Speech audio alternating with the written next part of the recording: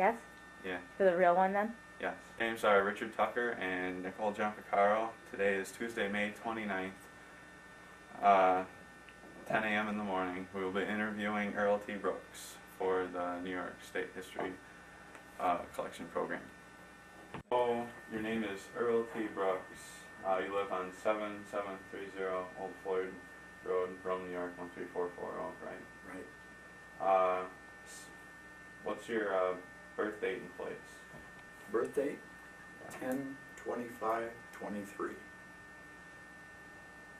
in Wickliffee, Ohio.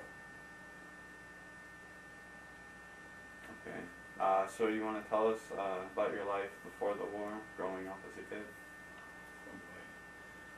Well, I was raised in what they call the township of Milton, Vermont, and went through 8 grades of school in the next town, Colchester, Vermont. Went through 1 year high school in Milton, Vermont, all towns and townships. And that was, let's see, that would have been 1936. So from there, I didn't do too much until, I believe it was 1939, we moved into Burlington, Vermont. We did a lot of hunting and fishing, working around the house. Dad had a dine and dance place, whereas in Milton, Vermont, they voted for beer license in the towns. So if a certain town went dry, you couldn't sell beer. And having a business, you would be out of business practically. And this happened 3 years running, so Dad lost the place. And on Christmas Eve, I believe it was 1938, a man came out from the bank and told Dad, gave him $100, told him to take whatever he wanted and go. That was in Christmas Eve. And we had to leave the next day, Christmas Day, and into Burlington. And Dad went to work at the bowling alleys, and I set pins for the next 2 or 3 years until when I was 17, I went to electric art school to learn welding. And after that, went to New Hartford and tried to get a job in the, I'm still 17, in the defense plants, but they wouldn't hire me because I wasn't 18. So I went back home and I waited until I was 18, and I went up and started welding on the Liberty ships in South Portland, Maine. You want to tell us a little bit about that? Yeah, that wasn't very long. I was only there for, gosh, it seems like a year, but I don't think it was quite a year. And I left there, and we were, one instance I had there that sticks in my mind is that I was totally blind for 24 hours through welding. There were 4 of us welding on a hatch cover, perhaps half the size of this room. And we were welding on the 4 corners, and a hatch cover has a lot of risers in it. And when you got to each riser, you would lift, or you got to the end of the rod in your holder, you would lift your hood to replace it. And when you lifted your hood, you'd catch a flash from this arc or that one or that one. The 4 of us. So I ended up that morning, I couldn't see. Hot sand, tears run down my cheeks. Wow. It was stupidity, but you just did it because it was things to be done. But anyway, it wasn't very much longer after that I moved to Cleveland, Ohio, which was near my birthplace. And I went to work in a defense plant there, welding. And I actually had a deferment from the draft from there. And then I ended, I guess it was about, well, it was in, I went into service in February of '43, so. So do you want to tell us where you were enlisted and why? I didn't, I was drafted. Oh. I tried to enlist and they wouldn't let me, but I was drafted and in Burlington, Vermont, my old home. Oh, so you had to go back to Vermont? Yeah, to be drafted because I received the second note. They wanted to give me another deferment and I didn't want it. I said, no, I'm going. Oh. So, but, and my dad, who at the time had one arm, he, for years, he's had that one arm, but he walked with me. We had to walk through a snowstorm, through 1.5 feet, 2 feet of snow for 1.25 miles down to the bus depot to take a bus to the draft center of the, what do they call it, the Training camp? not the camp, it was the induction center. The induction center was in Rutland, Vermont, and we had to travel from Burlington to Rutland by bus. And in order to get to the bus, we had to walk through this snowdrift and snow. And I worried about my dad getting home. And I got a hold of a taxi driver that I knew. He made sure he got home all right. But went to Fort Devens for induction. And from there they shipped me to Camp Maxey, Texas. And I went into the Field Artillery Battalion. 733rd Field Artillery Battalion. And they were the long toms, the rifles. They would fire 18 miles within 100 yards accuracy. Wow. That was the type of gun it was. It wasn't the howitzer, you know, that flies like so. Yeah, it was direct, yeah. Yeah, more direct fire. I couldn't see your target, but Wow. they would direct your fire according to the aiming stakes and so forth.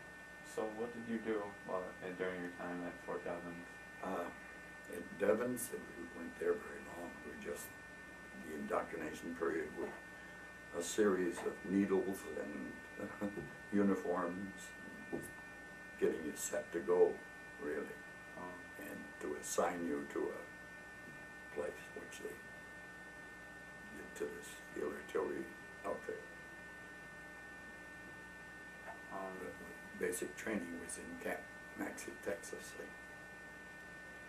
But that's when they went into the actual field artillery.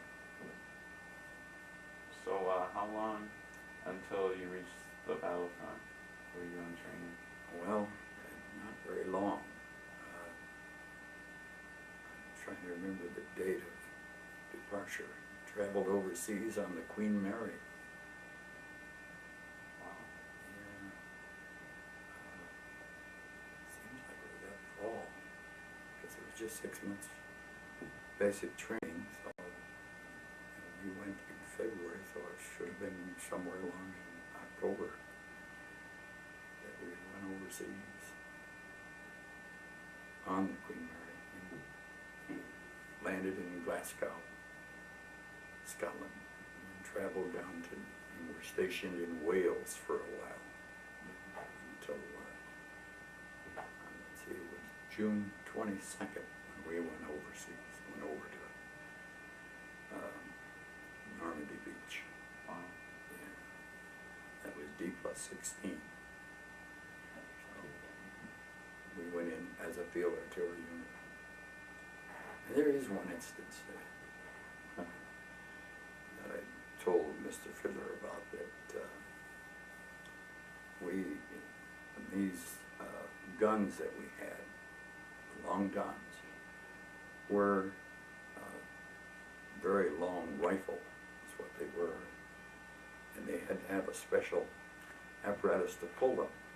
It was called the Big Cat. And that's all it was a big cat with a turret on the top of a 50 caliber machine gun mounted. So it's like a small tank? Not a tank. It didn't have much armament, Oh. but it just a puller of these So it was guns. motorized? Because they were so huge, yeah.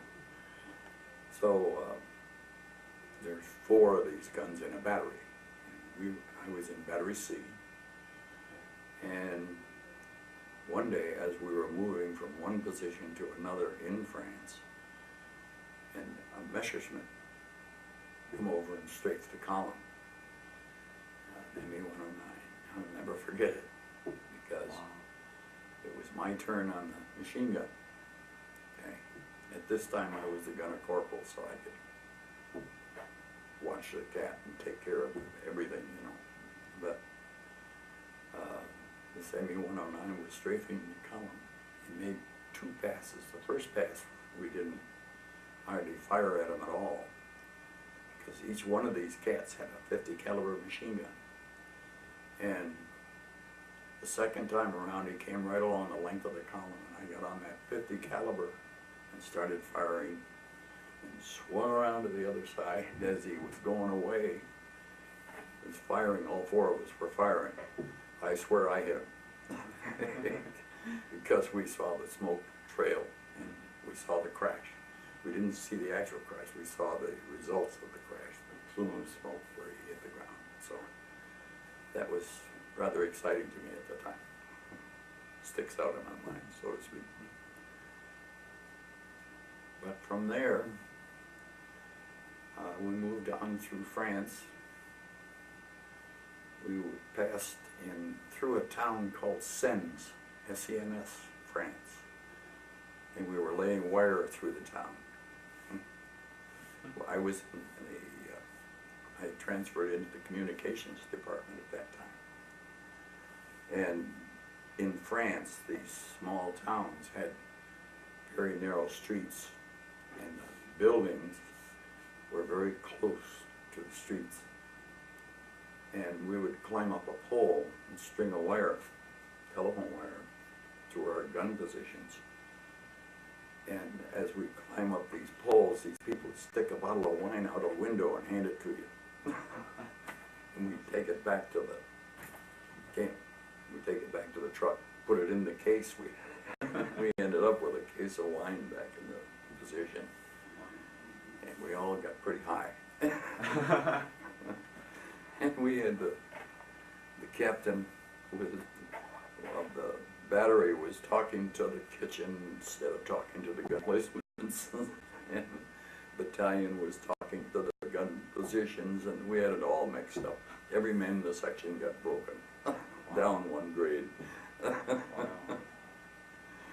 But anyway, it worked out all right because things went the way they should have gone. However, there was a lot of confusion. So can you tell me about the switch from field artillery to the communications position? Well, I'm talking about the communications division in the field artillery.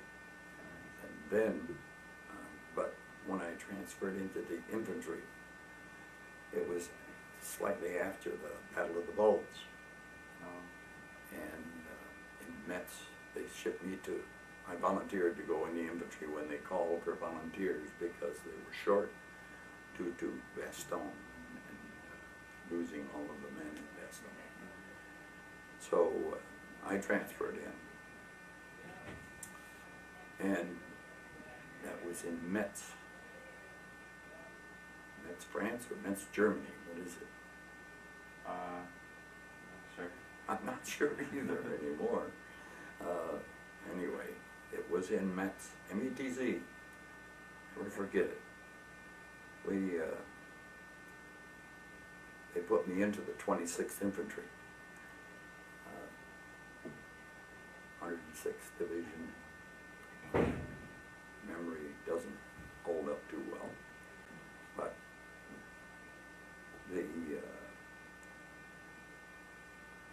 was in October of 43, no, 44, October of 44, yeah. And that was the idea of, or the reason I got out of the artillery. I told our captain in the artillery that I just wanted to get out of the chicken stuff outfit. And he says, "You're gone." And I went. But, So can you tell us about any other battles between the time you switched from field artillery to infantry? not between, well, while I was still in the artillery, you mean? Yes. Well, I remember one instance that happened. We were in a firing position, and it was chow time for our battery. Each battery would go up to the chow line, go back to the chow line individually. So our gun emplacement, I was the gunner corporal at the time, and each battery would go back for chow.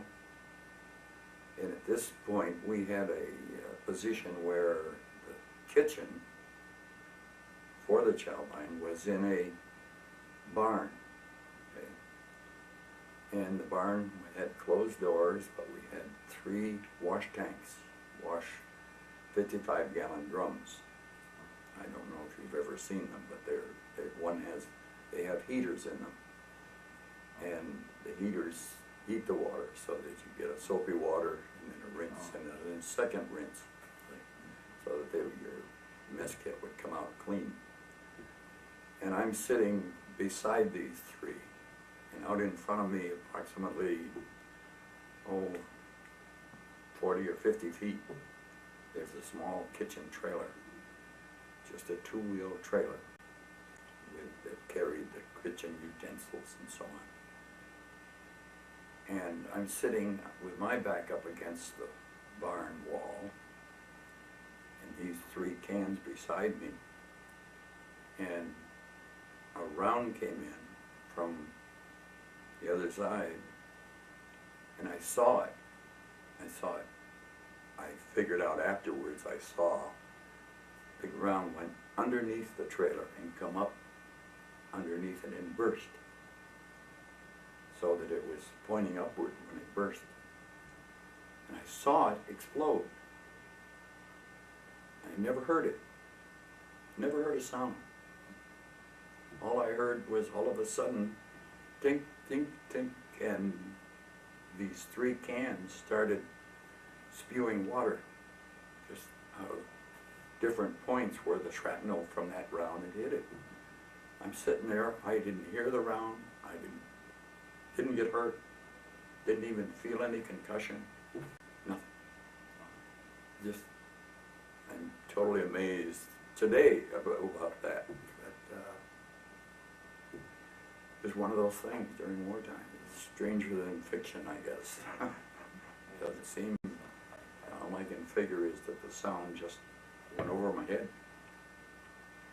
The cook in the kitchen, he got the Purple Heart that day. He was slicing something and cut his finger when the explosion from this round landed. So he spilled blood on a foreign soil. Oh Lord, we all had a big laugh over that. But it's about the only other instance I can think of, or battles that fired harassing fire many nights. Every 5 minutes you get up and fire around, so there's no sleeping. You know. But then when I got into the infantry, it was an entirely different situation. Felt as though you were respected a lot more. Just felt that way, whether or not you were or not. Yeah. Another story. But, So can you tell us about like daily activities while you're in the field artillery? my stomach is rolling. activities are, gee, it's hard to explain. You would fire a harassing fire some nights, and the next day you would try to sleep, but if your split trenches haven't been dug, why, you had to dig them. And that's one of the reasons I transferred out of the artillery, because of the sort of things that went on during the day. But, all you did, most times you were on the move, because the fronts were advancing rather rapidly through France. And it's picking those big guns up, and it is a real job. It takes 12 men to get one and move it out. It's hard to explain the movements, but with all the cooperation that you got, when the guys were together, they could do it well and do it quickly. When I say quickly, you could move a gun emplacement from one position into a ready mode to go inside of an hour and a half. So that's quite a feat for such a large gun. How big exactly is this gun? Well, it fired a 155 millimeter shell. Projectile weighed 90 pounds. Okay. It's about a long. The powder increments were equally as long. So it was a three-part loading system, where it had to be rammed into the bore, and you insert the powder, and then you insert the primer package, which is 3 separate items, and the recoil was some 36 inches. That I remember. Yeah, right. Oh yeah. And we wore earplugs. We were supposed to wear them. We never did. We just didn't have time to get them on most of the time. But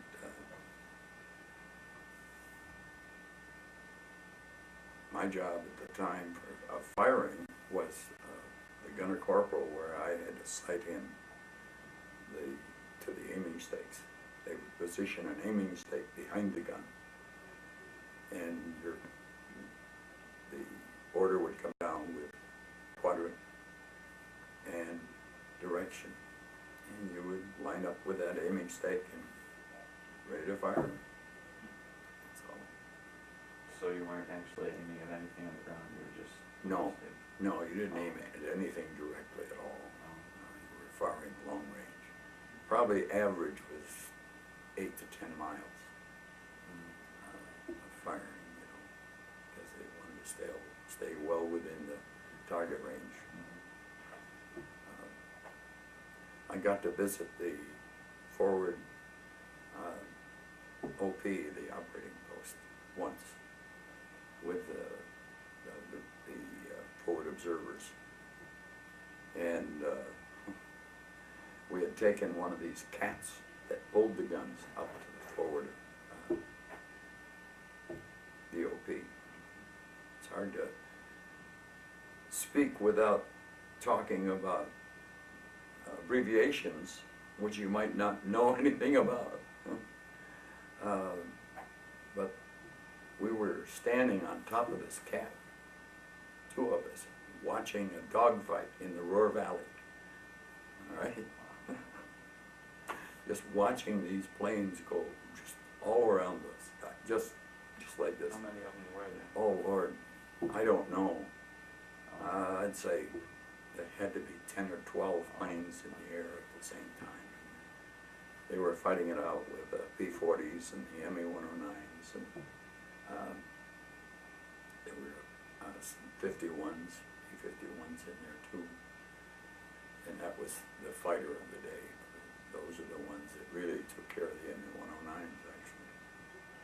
But while we're standing there watching, all of a sudden, it was sort of a sandy soil where we were on this hilltop, and a lot of trees around, but we had a good opposing view. And all of a sudden down in front of us in the sand, we see these machine gun bullets go tick, tick, tick, tick, tick down in front of the cat. We all dove off the cat just to get out of the way, but yeah, it was funny, but it was serious too, you know. Could have been that much higher where we were, but they came from the planes that were, yeah, they were that close, you know. You could hear the whine and the roar of the planes going into dives and turns and trying to outmaneuver each other, you know. It was quite exciting to see that. So how long did it last? Not very long. I'd say 15 minutes at the most. Because the skirmishes usually, from what I've read about them, lasted just about 8 to 10 minutes actually. But this one seemed to take forever at the time, but it wasn't very long. So do you want to tell us about your time in the infantry? Yeah, that was quite a time. When I transferred in, I had the MO of field communications. Okay. And so they put me in headquarters platoon, Company A, of the 26th Infantry. And our first skirmish that I can remember, I went in October, and my first skirmish, we come up on we were up in the Hurricane Forest. And I can remember we had a slight battle with a half-track that didn't seem to be too well armed. And as it later turned out, it seemed that they were mostly medical personnel in the half-track, and they all surrendered. But we had to fire to disable the vehicle, so we were all shooting at it. And I was carrying a radio on my back for the commander at the time. And from there, we just, I can't remember exactly where we went from there. That ended without incident, as far as I can remember. Now is that forest part of the Ardennes forest? Yes. Okay. Yeah. So you're getting pretty close to Germany by then? Yeah, we were getting there. We went up through Verdun, and then up into the Ardennes. In fact, our outfit got a unit citation for the Medal of Verdun, due to the fact that our outfit liberated Verdun. So, but then from there, let's see, next thing I can remember. I remember spending a night in 2 sleeping bags, not sleeping bags, gas bags. Gas bag was an item that you were issued because of the threat of enemy planes spraying gas on it. This bag, you would pull it down over you and crouch down low, and you had a hole in the top to shoot your rifle through. And it was opaque, so it was clear at the top, but opaque mostly. But it was a plastic bag. In fact, one of the first plastics we'd seen. But in that time of the year, you know. But I spent one night with 2 of these bags in a snowbank up in the Ardennes, trying to sleep because I had lost my pack. Oh, no. So where my blanket? And just about the time that you get warm, in one over your feet, one over your head, just about the time you get warmed up, you'd stretch out, and they wouldn't quite meet Oh. in the back, and you'd get a wet back and cold. And it was a fitful night. And I can't remember where we went from there, except further up into the Ardennes. In fact, up by, let's see, I can't remember another battle we had, except for the one,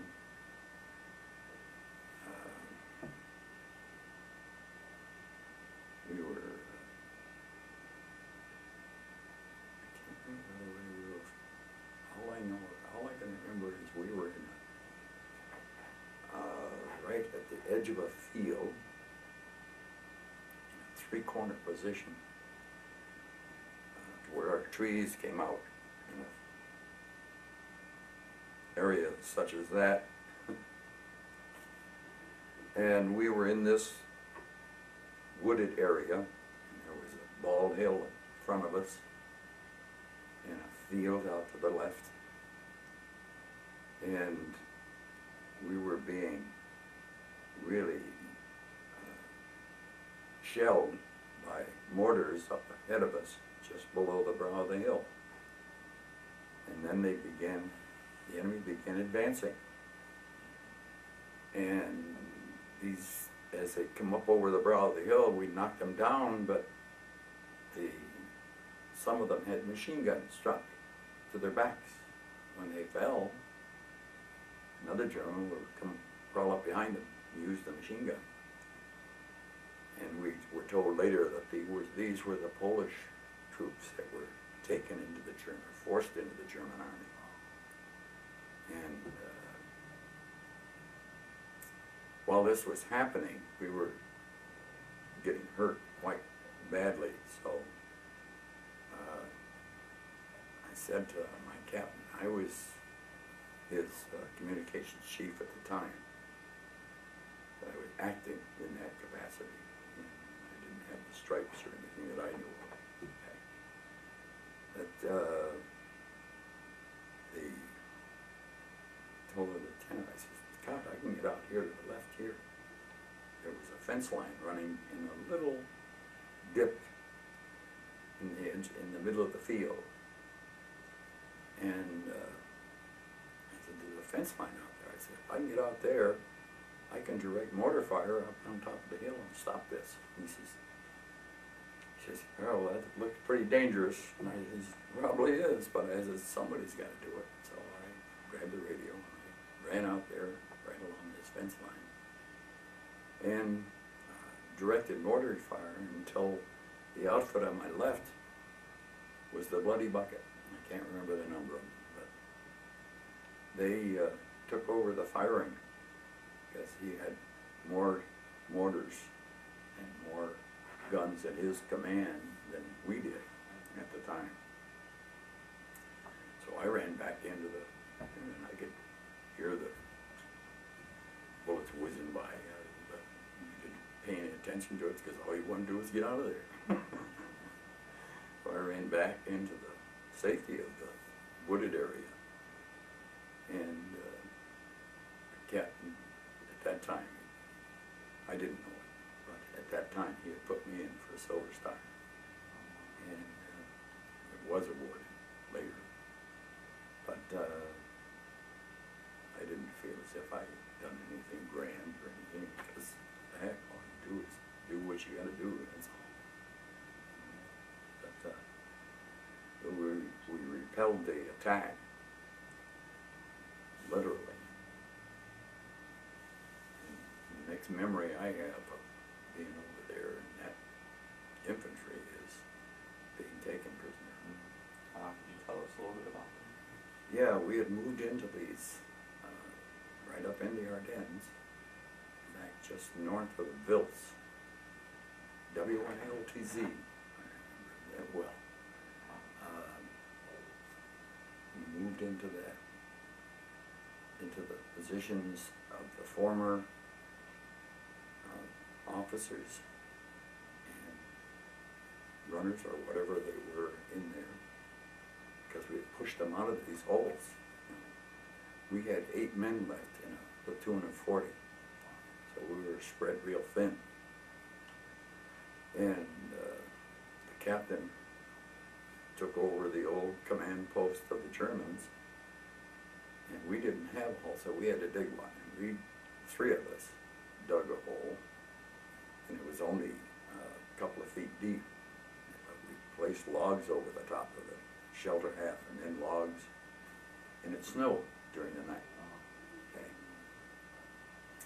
So at daylight, I guess it was, just about, I woke to this, I'm asleep. We had a guard on duty. Out of the 8 men, said one of the runners, who ran messages back and forth. He was on guard. And apparently a German had come up and cut his throat and then infiltrated our position and took us prisoner. There were 8 of us left. Were there any other Germans with them? Well, they had a whole patrol, that's all. I don't know how many men there were, actually. All I saw was probably 7 or 8, whatever. You couldn't really tell. We were too disheartened at the time to really pay too much attention other than the fact that we had been taken. But in this hole, it had snowed during the night. Germans didn't know we were in there with my 3 men. Okay. The captain's hole, which was only about 15, 20 feet away, I could hear them talking. And what the heck is going on? So I yelled at him, "Hey Griff, what's happening? What's going on?" And silence, absolute silence. And I yelled again, "Griff, what the hell is going on up there?" "We've been taken prisoner, Brooks." Oh, great. Then I hear bang, bang, bang, just like that. It seems this officer had come to the head of the hole, not where the exit was, but to the top side of it. And he had taken his pistol out and just fired 3 times into the hole. Well, Coover, our radio man, was in the middle.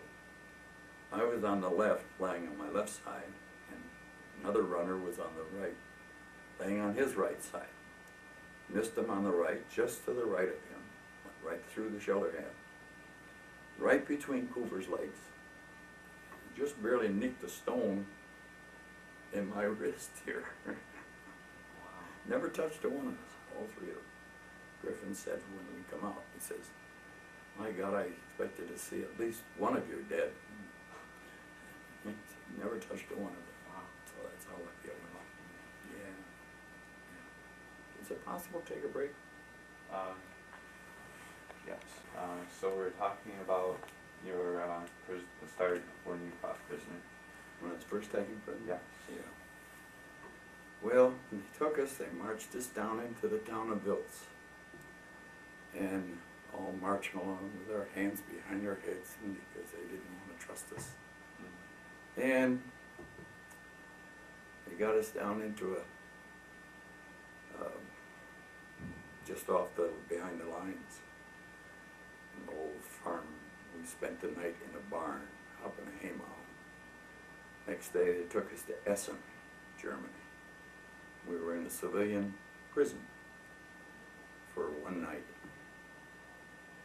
The next day they took us and put us into some trucks. And they took us to a castle for interrogation. And being at this time I had been promoted to a non-commissioned staff sergeant. And I didn't know it. And I thought I was still a corporal. But the German army respected rank in non-commissioned officers as well as officers. More so than they did the lowly private. So they treated us a little different.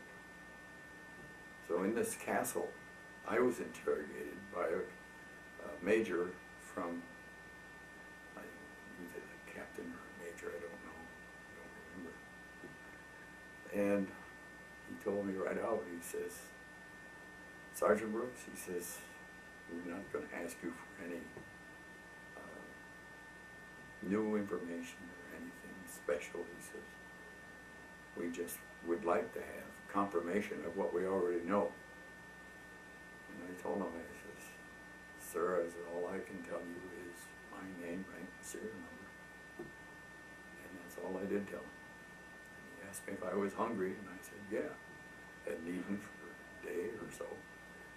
So he said, "There's over on the sideboard over there," he had wine and cheese and meats and bread. And he says, "Go make yourself a sandwich." And I did, and he sent me back to my cell. This was a cell in one of these castles you've seen on TV or in the movies, with a circular stairway with cells leading off of it. As I was going back down to my cell, I noticed a room. They had one room that was without a roof, open air, urinal. There was a trough on the floor. That's all, along the edge of the walls. And the men urinated against the wall, and it just ran out. Two men standing in there were two of our boys, stark naked. This is in February. Okay. It was cold. There was snow and ice in that room. And they were apparently being interrogated, and they wanted some answers, and they weren't getting them. That's what I had to assume at the time. Of course, I couldn't do anything about it. I was being escorted back to my cell. And from there, they put us in boxcars. No, I'll take that back. That wasn't until later.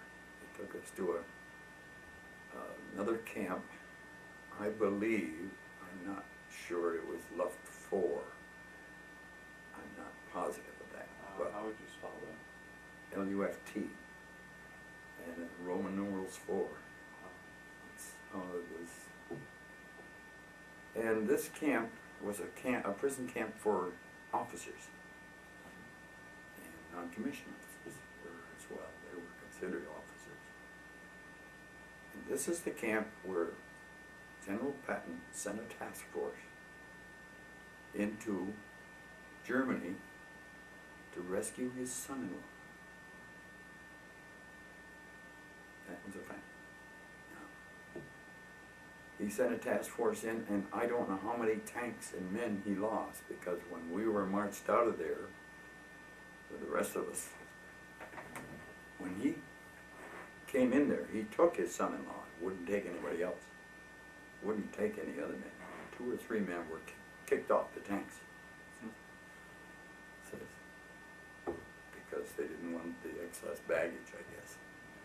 Anyway, when we marched out of there, I'll bet I saw a good 10, 12 tanks shot up, American tanks, from this task force. But anyway, they got him out, that I know. I read the history books too. And from there, they marched us to a point and put us in boxcars. And I can't remember exactly where, but we ended up in Frankfurt, Germany. And they marched us from there clear to Munich or Moosburg, which was the 7A prison camp. That was where we ended up. But that's about 300 kilometers from Frankfurt, and along that route we were fed by the Blue Angels from Switzerland. These were trucks that came through from Switzerland, and they had a little blue rotating light on the cab of their truck. They would bring food parcels and stack them alongside the road throughout the march as we were going through. Overnight we'd sleep in a ditch or on this march. It took us about 2 weeks, 2 to 3 weeks. Wow. I don't remember exactly how long, but. So how many men were on march?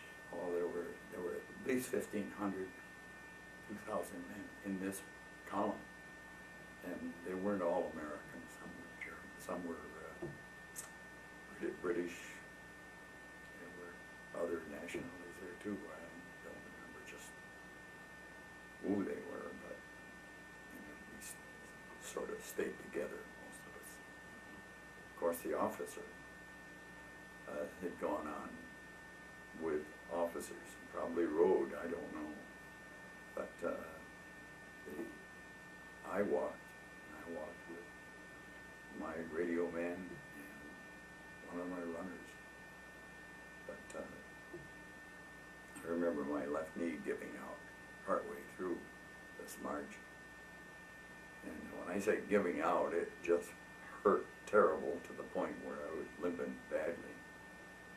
And Cooper said, "Well, why didn't you get on the truck and ride? They'll let you get on." I said, these guys here that are a lot worse off than I am. So I made it through, but it was not fun. My knee still gives me trouble. But it's, you know, it's minimal now. I get a lot of chance to rest. Then you didn't. You had to move, had to jump. So, but there was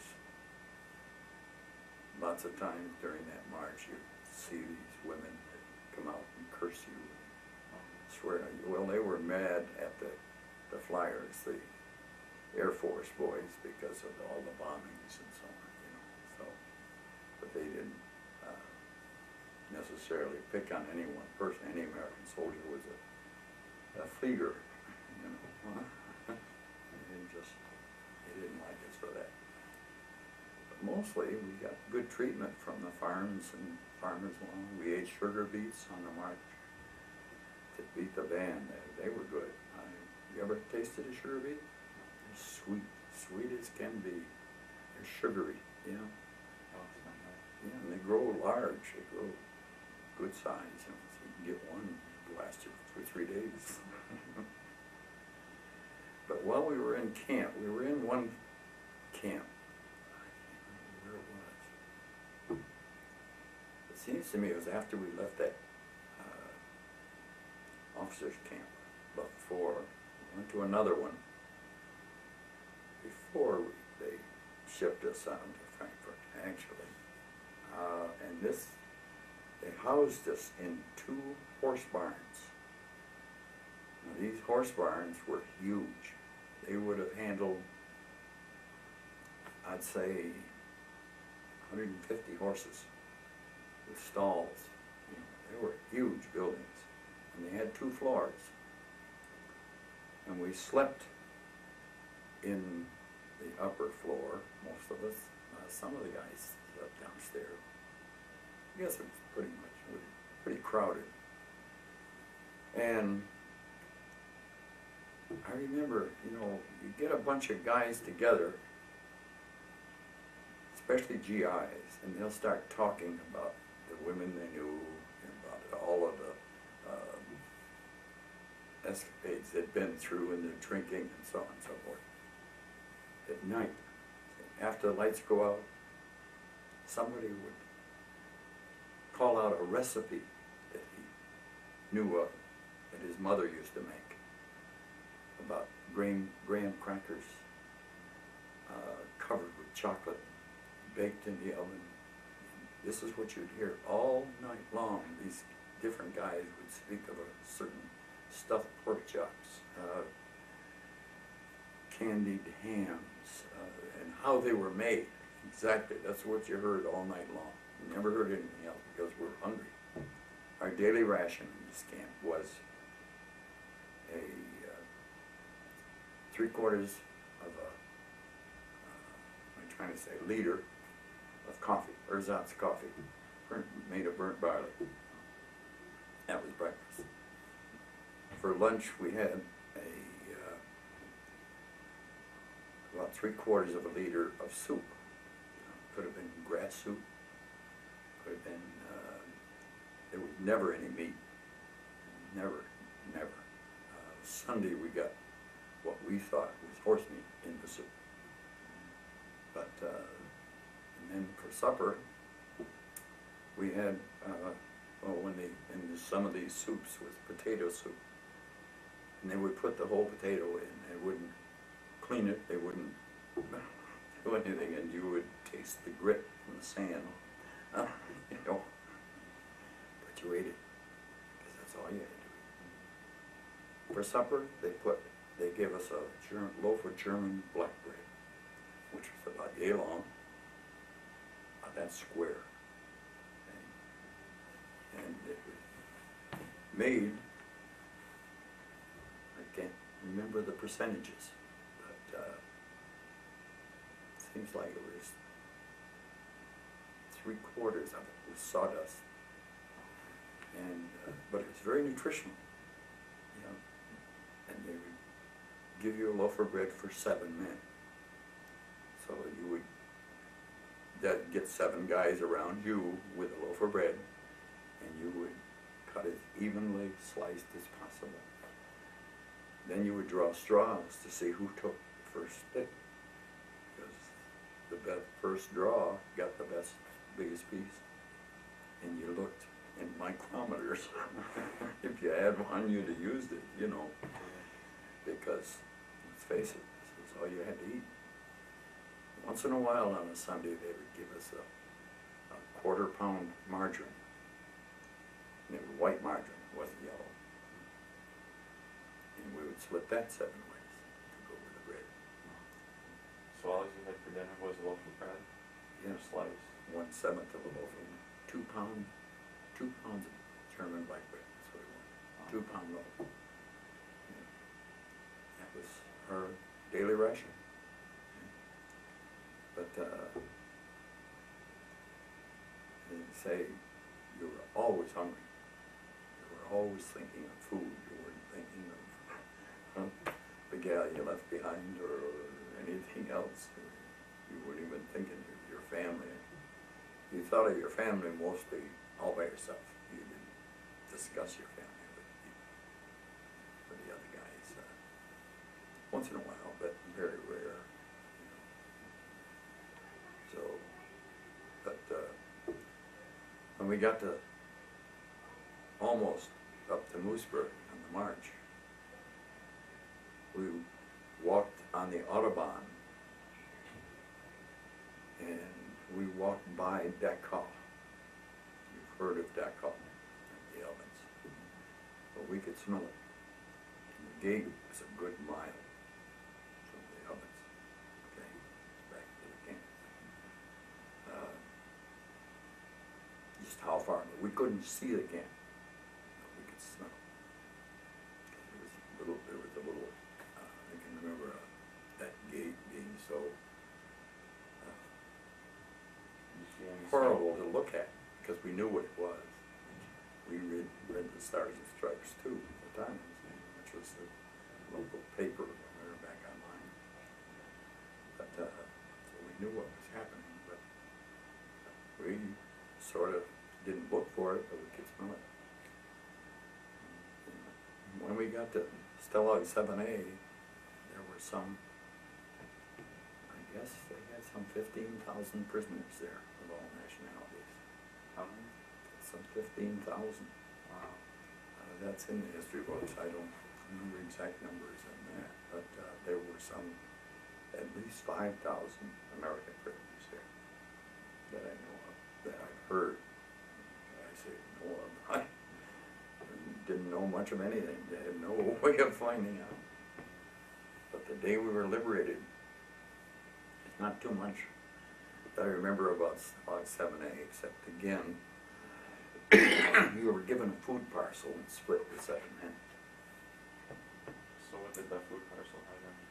Well, the Americans were good ones. They had a can of cheese and 2 packs of cigarettes, which was against the grade. Crackers, can of sea ration can of crackers. I think it was a loaf of cheese. I remember. D-bar, chocolate D-bar, which was very highly nutritional. And we would split those up with 7 guys. And certain things, a can of powdered milk. And you'd take that powdered milk, and each man had a cup, something, a can to hold whatever you could keep in. And you'd dole that out to 7 guys, as evenly as you possibly could. Very rarely did you ever see a fight about the division of the food. It was extremely rare, because everybody knew that everybody else had the same problem. You know? So seemed to get along, whether they wanted to or not. Once in a while, I heard about you took too much, or but it was rare.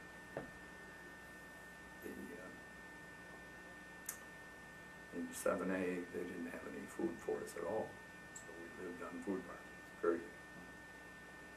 That had to last you, I forget, seems to me it was 3 or 4 days. I can't remember exactly. I wasn't there too long before we were liberated.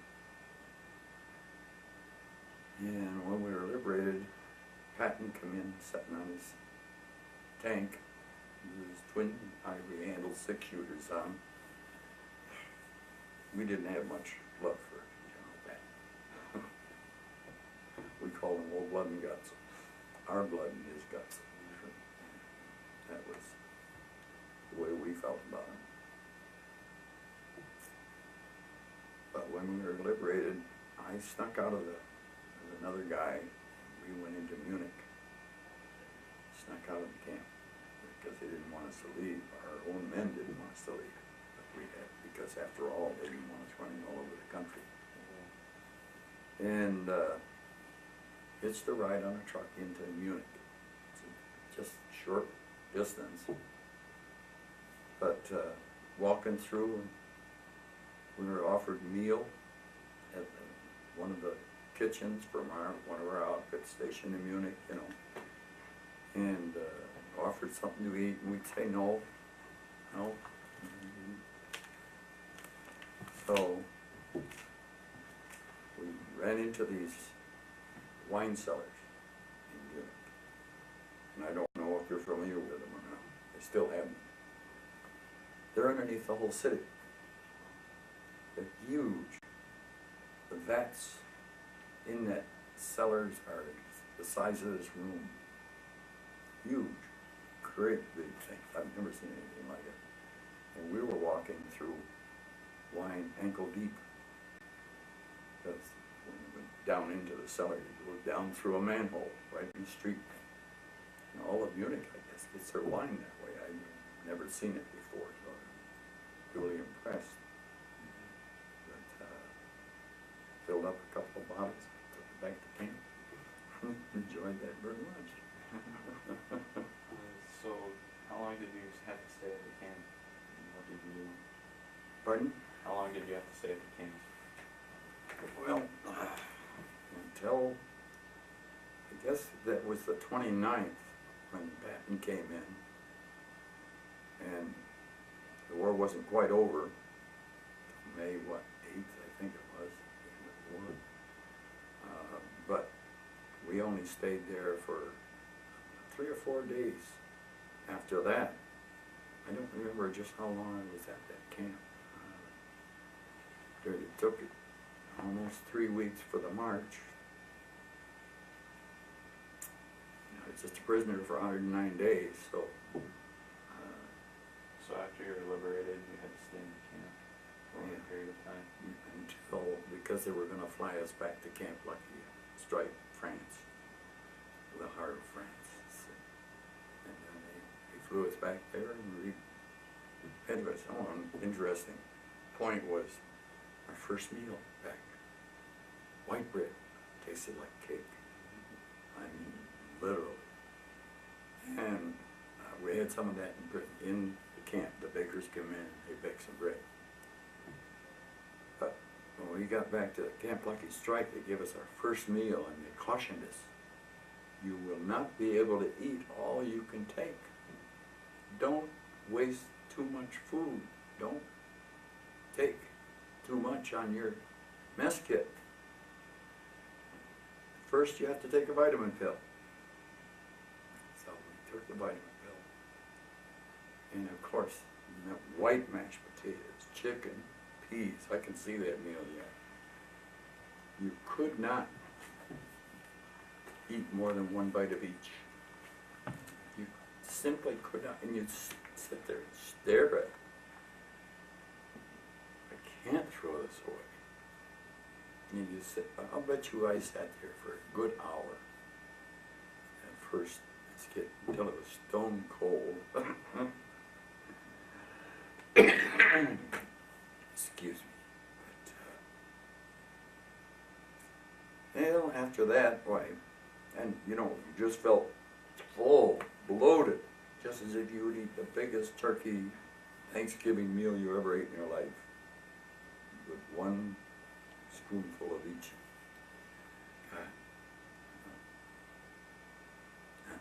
So, how long did you stay in France? We stayed there 7 days. Yeah, on the strike. And we shipped out on a troop ship. Moving back to the States. And it's another story unto itself.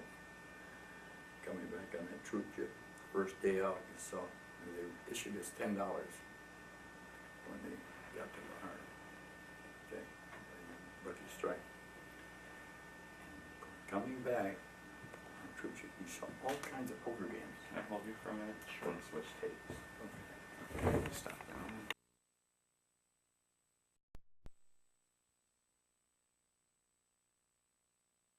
So we're talking about the story on your trip back in France. Yeah, on a Liberty ship. First day out, there's all kinds of poker games around. Nickel, penny, nickel, dime games. Because each guy got $10. So second day out, took us 7 days to get back to the States. Second day out, fewer games, maybe a dime and a quarter games, okay? Third day out, usually quarter and a half games. The sixth day out, 3 of us got all the money. Now I got a pile of bills in front of me like this. You know, they're all singles, 5s, and 10s. Not 10s, 5s, actually. So, we're shooting crap. We're rolling the dice like crazy, you know. So, I break this one guy, now there's 2 of us left. And I've got the bulk of the money. And I ask him how much he's got. He had something like a little over $1,100. Okay. So I had almost $2,600. I said, well, I'll cover you. And it's my dice. I roll them. 2 big 6s. Crap. I lose. So now he's got 2,600 or so, and I've got about 1,100 left. Pick up the dice and I throw them overboard. Last pair of dice on the ship. So when I hit Boston, that's where we came in, Camp Miles Standish. I had about $1,100 in my pocket. So my first night in, is it Devers? In Boston, Camp Devers, or something like that. Anyway, we go into town, and I take only buddies with me, which are 4 or 5 that I'd met in the hard France. 4 or 5 of us go in town and we have a ball. First night back in the States, we just skip camp and go. And they're not going to prosecute us because they think we're heroes. And we don't think we're heroes, but they think we are. So we had a ball, really. And back in the camp at just about daybreak, the guard didn't want to let us back in camp. Taxi taking us. And he called the provost marshal. Why don't we get in there?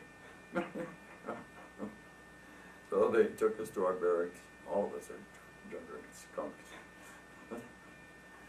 But that's about all I remember about that night. But it was a lot of fun. Then they sent me on a 30-day leave. And from there, sent me over to Lake Placid for 60 days rehabilitation after being a prisoner of war. Okay? And this Lake Placid was just a total camp. They sent all prisoners over there, coming home. Some of us weren't quite as bad as the others. I was very fortunate I never got a scratch during the whole war. So,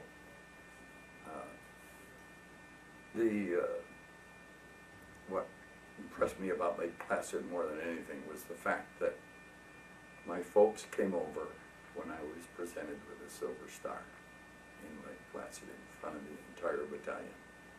And they read the citation at the same time. That sticks in my memory very strongly, just because my folks were there more than anything else. Made me real proud to think that my dad and my mother were there. And were you awarded other medals too? Or just the Silver Star? I had other medals, yeah, but they were not awarded medals like the Silver Star is. Oh. The Silver Star, the citation is read in front of the entire citation is read in front of the entire battalion, and whoever's there. But other medals, I had the Medal of Verdun, and Prisoner of War medal. They gave us a medal for that. I always thought that was a little strange. They gave us a Purple Heart because we're a prisoner of war. Then there's the AMTO battle stars, and I guess I got 7 or 8 battle stars. And those were awarded for battles you were in? Just, yeah, skirmishes, battles that was registered in the name of the regiment, and so they awarded us a star. What that did was give us points for discharge. And being a prisoner of war gave us the final anyway. That made no difference. But all the guys were out for all the points they could find, just to get out quick. Because we were in for duration +6. We didn't have to wait 6 as a POW. That's the difference. Yeah, I was discharged on a delay en route from Placid to Camp Seibert, Alabama. I ended up on VE night in Cincinnati. So I was 3 days late getting back to Seibert, Alabama, because it wouldn't let me go. I was on a delay en route. In the train, I had to switch trains in Cincinnati. I never got on the other train because the celebrations were going on when we arrived there. And the streets were full. It was just one great party. And for 3 days, and I don't remember much about the 3 days either. I used to be a drinker at that time. And I remember being at a house, sitting in a chair and having this gal say, "Come on, Earl, dance." I don't dance. I says, "Well, you danced last night," she said. That's all I can remember about it, really. Other than the fact I had to,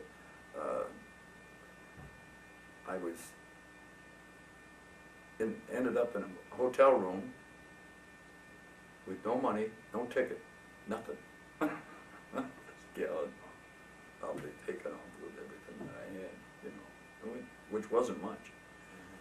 And I didn't blame her, I guess. I don't even remember her, or all I remember is waking up in that hotel with nothing, no ticket. So I had to call my uncle in Cleveland, Ohio, and he sent me $10 so I could get a ticket to go back to Seibert, Alabama.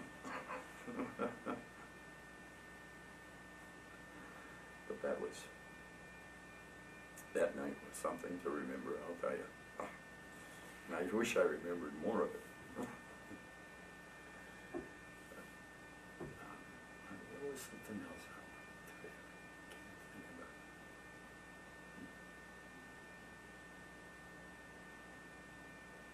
Let me figure it out. It happened somewhere. Oh, when I first went into the infantry, we were going up on line, and there was a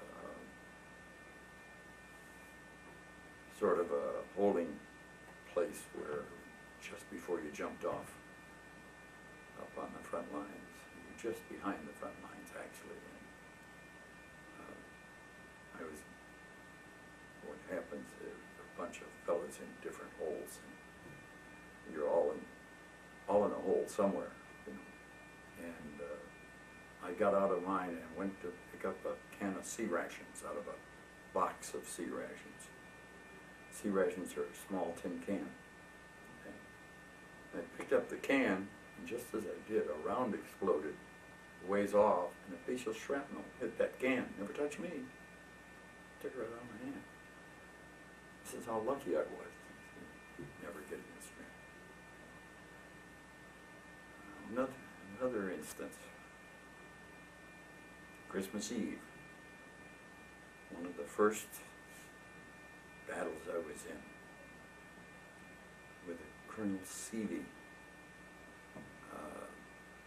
which he was relieved of his command after this battle. We walked into an ambush on Christmas Eve, walking across a moonlight plowed field. He was attempting to encircle a town when he should have been pushing the Germans back because we didn't want any more prisoners. Let them feed themselves. This is our upper command was feeling that. And the reason why he was relieved of his command because he disobeyed orders. He tried to take prisoners out of this town. And there was a crossroads at the far end of this town. We were going to try and go around this crossroads. At this crossroads was their escape route, and they had a Tiger tank in a house and machine guns on this house. Now, this is old farmhouse, so at this plowed field we had to cross to get to it. Moonlight night, just as bright as day out, and we're strung single file, the entire company. There were some 48 men in this company at the time. And they let us all get out into the open before they opened fire. And the colonel got a piece of shrapnel across the bridge of his nose. At that time, I was his radio man. And I was right tight behind him. And the minute the firing started, he dove for cover and so did I. And down, so far down I can't even see this house. I'm trying to get lower because, and they literally shot the straps of the radio right off my back. I mean, the radio just flopped down when I got up. I didn't know it until I got up. So again, this was just how lucky I was. Yeah, so they took the position of the machine guns and the Tiger tank. Well, they zeroed in some artillery and they knocked them out. But in that length of time that it took, we had to withdraw because we had taken so many casualties. We'd taken a number of casualties. How many, I don't know. I remember one medic patching up a sergeant in his buttocks. He had his pants down. The medic was sitting behind him with these little dot-sized Band-Aids. They're about the size of my thumbnail. And he's just peeling them apart and sticking them on these bullet holes. That's on this 13 shots in his rear end. Never touched the bone. Everything went right through. And the sergeant's saying, "Hurry up, please, I gotta get back up there. Those guys need me."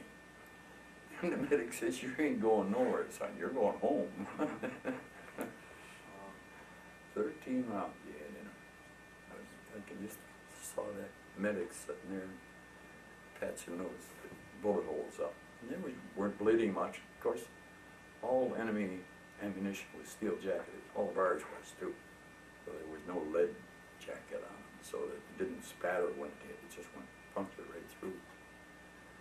This is a misconception a lot of people have about the war, is the fact that they use steel jacketed ammunition right to a point. They just go right through. But never forget that first sergeant. He did something else. He wanted to get back up there on mine. Yeah. So back to the United States. Where did you go from your camp in Alabama? Sybert, Alabama. I went through the medical and was discharged from there. And they paid me to travel all the way back home. Wasn't that crazy? Yeah. First they assign you down there to be discharged. Yeah, and then pay me to go back home. That was about the size of my military career, which was a total of 2 years and I forget just how many months. A little over 2 years. 2 years, 5 months, something like that. That was enough. That was all I could ask, believe me, you know, just anxious to get home. From there I went into managing a bowling alley for my dad, not for my dad, for the University of Vermont up in Burlington. They had a recreational area with 4 bowling alleys and 3 ping pong tables and 3 pool tables, and I had to maintain and take care of them all. Stayed in that job until I decided to go to school, piano tuning school. Yeah, in Boston. Spent a year down there, 1949, 1950, learning how to tune a piano. Still do it today. In the meantime, after that, I had a few problems where I couldn't go into business, so I had to go to work. I went to work as a milkman. I worked for H.B. Hood & Sons up in Burlington, and I went down to Cleveland, Ohio, and worked for Old Meadow Creamery as a milkman. Made good money in those days for delivering milk. Believe me, because most of my customers would walk in the house and stock their refrigerator to a certain level that was predetermined, so that you didn't even have to see them, the people. You just stock. That's how trustworthy the milkman was. But yeah, some 20 years of that, running every day. That's why I mentioned going up here. Oh, I run out of breath now when I used to run for 5 to 6 hours a day. Wow.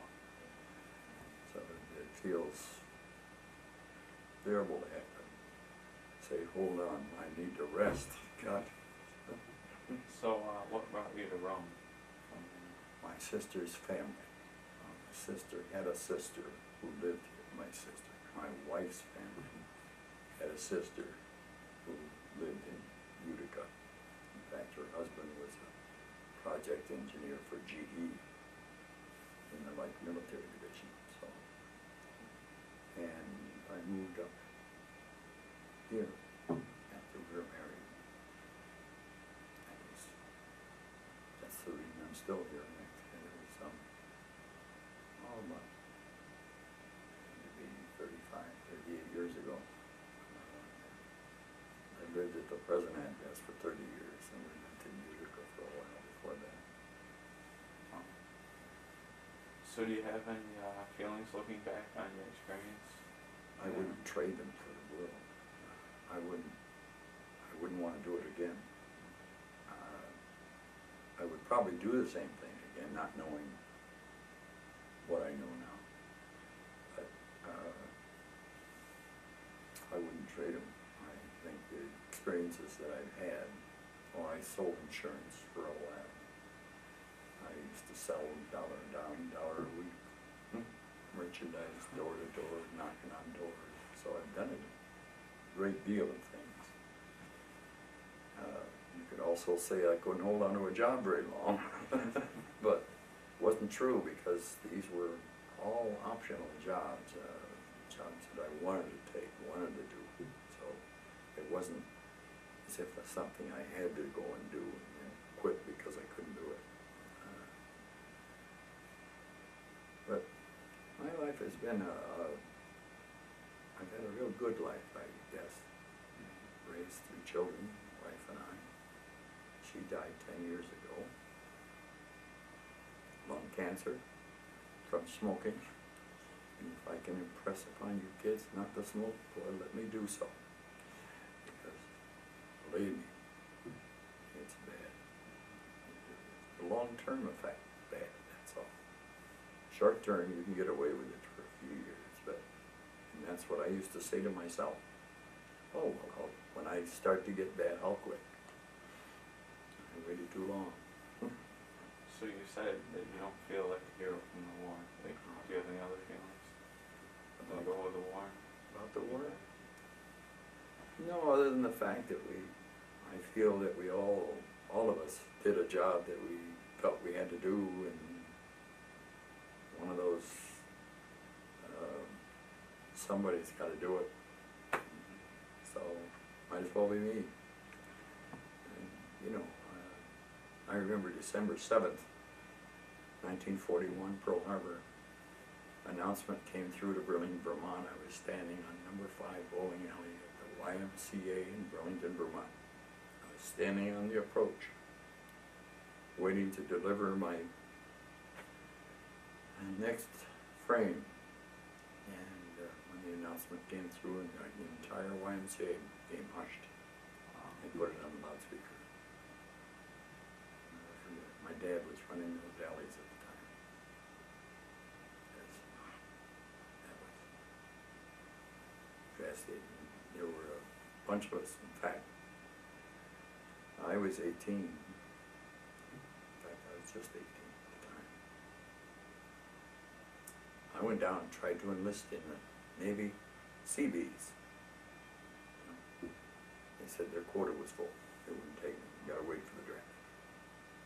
That's when I got disgusted and waited for the draft.